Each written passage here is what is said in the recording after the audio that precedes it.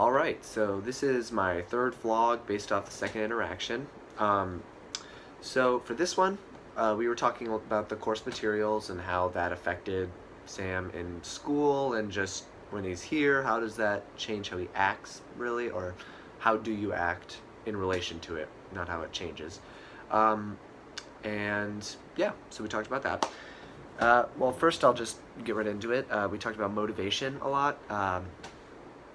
And how this relates a lot to what we did in the first interaction, just with how he was at school and what the different styles affected how he learned, because that's what we've been talking about in class, how you learn.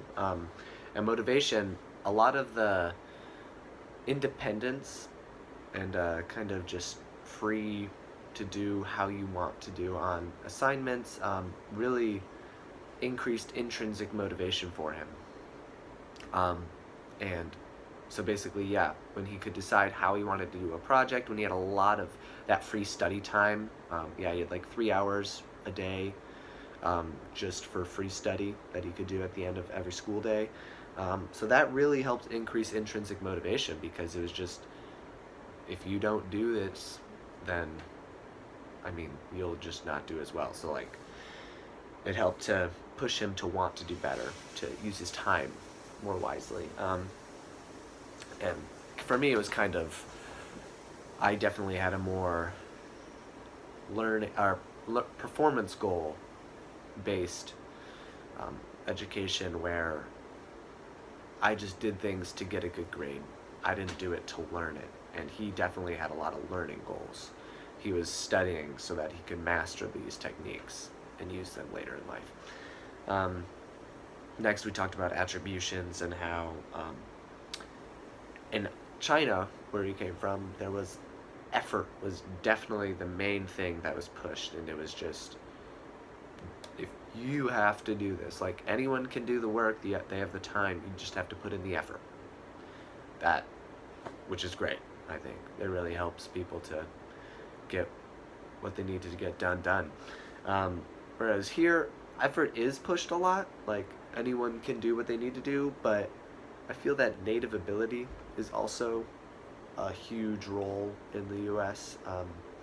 Like, some people are just smarter, so they're gonna do better. That's that's kind of the general consensus, which, I mean, which is fine. It just, I think pushing effort definitely drives people to have more intrinsic motivation and have more learning goals. Everything. Next we kind of talked about intelligence, which I've already touched on, the learning goals and performance goals, how in China they definitely had more learning goals, and here it's definitely more emphasized towards performance goals. Next we started talking about the intercultural sensitivity, and he said in China it's very similar to here, like with the people, they all kind of are in the similar, near the back half of the chart, so kind of like in defense or denial, or maybe acceptance, but definitely around there. And then I asked him, like, how does being here change how you are on that scale, or did it change it, or do you, yeah, what do you think?